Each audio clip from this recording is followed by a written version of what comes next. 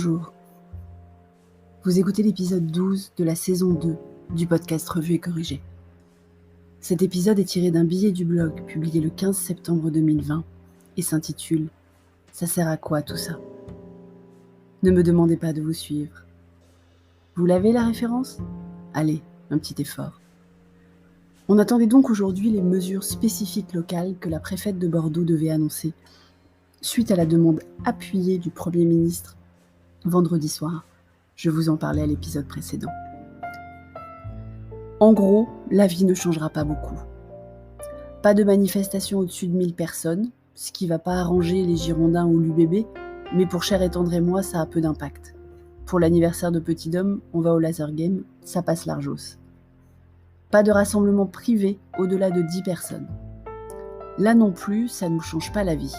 On n'a pas encore assez d'amis sur Bordeaux pour faire des soirées avec plus qu'un couple à la fois. Plus de trams et de bus aux heures de pointe. Ça nous change la vie, mais en bien, puisqu'on emmène Petit Dôme en tram à sa nouvelle école, dont je vous parlais à l'épisode 49 de la saison 1, et qu'en effet, le matin, il y a beau du monde. Plus de consommation debout dans les bars, on s'en fout, on est vieux, on cherche à s'asseoir le plus vite possible. Du télétravail si possible. C'est déjà le cas pour moi, et pour Cher et Tendre, c'est pas possible. On n'a pas encore trouvé la bonne façon d'enseigner le tennis en visioconférence. Suspension des fêtes étudiantes et des sorties scolaires. Pour les fêtes étudiantes, Petit Dôme est trop jeune et nous trop vieux. Pour les sorties scolaires, le directeur avait prévenu que ça serait évité tant qu'on n'avait pas plus d'infos. Donc ça n'annule rien en fait. Fermeture des vestiaires dans les équipements sportifs. Il n'avait pas rouvert dans la salle de gym de Cher et Tendre, donc il ne perd rien. Meilleure organisation des tests. C'est Anatole qui va être content, je vous en parlais à l'épisode 8 de cette saison 2. Même si elle ne dit toujours pas comment on va faire, comme le Premier ministre. Nous ne sommes donc pas impactés, parce qu'on a quand même eu très peur qu'elle empêche les Bordelais de sortir à plus de 100 km de la ville. 100 km, c'est pour être sûr que les Bordelais de souche puissent aller dans leur résidence secondaire sur le bassin, de Lacanau à Biscarrosse. C'était une des nombreuses rumeurs, et ça nous aurait pas vraiment arrangé rapport à nos déplacements professionnels sur Paris. Mais je pensais bien que la SNCF n'allait pas laisser faire ça.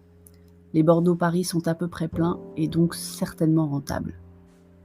Et à part ça, je n'étais pas la seule à m'indigner de l'annonce du maire de Bordeaux sur le sapin de Noël.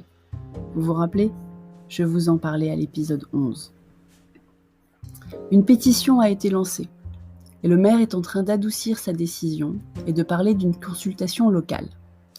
J'y crois moyen, parce que je pense que sa consultation va porter sur ce par quoi on remplace le sapin, pas sur l'enlèvement du sapin.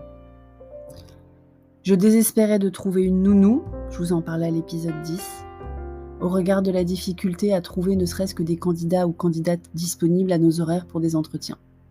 Mais dimanche soir, on a trouvé. Je voudrais comment se passe sa première semaine, en espérant qu'elle reste. Allez, on arrive à la fin. Ça vous est revenu la référence ?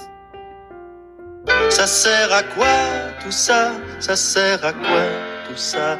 Ne me demandez pas de vous suivre.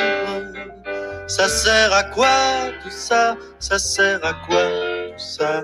Il nous reste si peu à vivre. C'est pas sa chanson la plus gaie, j'avoue. Mais je voulais pas être la seule à qui ça trotte dans la tête. Merci de m'avoir écouté. Si vous écoutez sur Apple, surtout, laissez un commentaire avec vos 5 étoiles.